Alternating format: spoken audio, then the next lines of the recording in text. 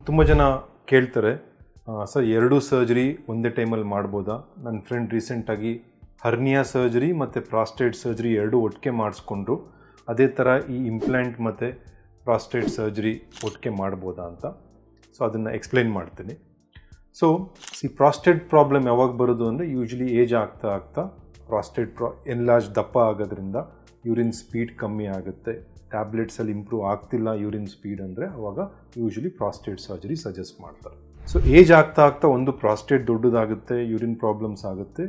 ಅದೇ ಥರ ಏಜ್ ಆಗ್ತಾ ಆಗ್ತಾನೂ ಎರೆಕ್ಷನ್ಸ್ ಕಮ್ಮಿ ಆಗುತ್ತೆ. ಸೊ ಅವಾಗ ಎರೆಕ್ಷನ್ ನಿಮರುವಿಕೆ ಪ್ರಾಬ್ಲಮ್ಸ್ ಆಗುತ್ತೆ.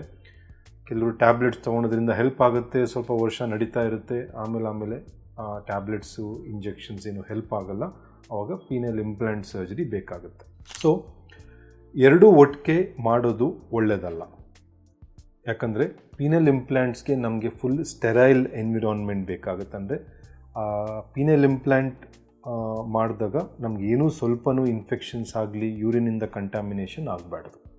ಸೊ ಐಡಿಯಲ್ ಆಪ್ಷನ್ ಏನಂದರೆ ಫಸ್ಟು ಪ್ರಾಸ್ಟೇಟ್ದು ಆಪ್ರೇಷನ್, ಎಂಡೋಸ್ಕೋಪಿಕ್ ಆಪ್ರೇಷನ್ ಮುಗಿಸ್ಕೊಂಡು, ಸೊ ಅದಾಗಿ ಅಟ್ಲೀಸ್ಟ್ ಒಂದು 6 ವೀಕ್ಸ್ ಅಂದರೆ 1.5 ಇಲ್ಲ 2 ತಿಂಗಳು ವೆಯ್ಟ್ ಮಾಡಿ ಯೂರಿನ್ ಪ್ರಾಬ್ಲಮ್ದೆಲ್ಲ ಸೆಟ್ಲ್ ಆಗಿದೆ. ಯಾಕಂದರೆ ಪ್ರಾಸ್ಟೇಟ್ ಆಪ್ರೇಷನ್ ಆದಮೇಲೆ ಕೆಲವು ಟೈಮ್ ಉರಿ ಆಗೋದು, ಒಂದು ಸ್ವಲ್ಪ ಬ್ಲಡ್ ಕಾಣಿಸ್ಕೊಳೋದು, ಒಂದು ಸ್ವಲ್ಪ ಯೂರಿನ್ ಲೀಕೇಜಸ್ ಎಲ್ಲ ಇರುತ್ತೆ. ಸೊ ಅದೆಲ್ಲ ಸೆಟ್ಲ್ ಆಗೋವರೆಗೂ ವೆಯ್ಟ್ ಮಾಡಿ 1.5 ಮಂತ್ ಇಲ್ಲ 2 ಮಂತ್ಸ್ ಆದಮೇಲೆ ಪೀನಲ್ ಇಂಪ್ಲಾಂಟ್ ಸರ್ಜರಿ ಮಾಡಿಸ್ಕೊಳೋದು ಒಳ್ಳೆಯದು.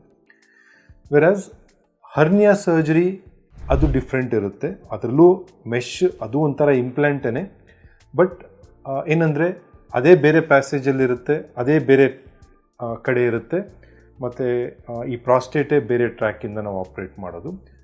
ವೆರಾಸ್ ಈ ಪೀನಲ್ ಇಂಪ್ಲಾಂಟ್ ಏನಂದರೆ ನಾವೆಲ್ಲಿ ಪ್ರಾಸ್ಟೇಟ್ ಸರ್ಜರಿ ಮಾಡೋದಕ್ಕೆ ಎಂಡೋಸ್ಕೋಪ್ ಹಾಕ್ತೀವಿ, ಥ್ರೂ ಪೀನಿಸಿಂದನೇ ಎಂಡೋಸ್ಕೋಪ್ ಹಾಕೋದು, ಅದೇ ಜಾಗದಲ್ಲಿ ಇಂಪ್ಲಾಂಟು ಎಲ್ಲ ಹಾಕಿದಾಗ ಕೆಲವು ಟೈಮ್ ಕಂಟ್ಯಾಮಿನೇಷನ್ ಆಗಿ ಇಂಪ್ಲಾಂಟ್ ಇನ್ಫೆಕ್ಷನ್ ಆಗೋ ಚಾನ್ಸಸ್ ಇರುತ್ತೆ.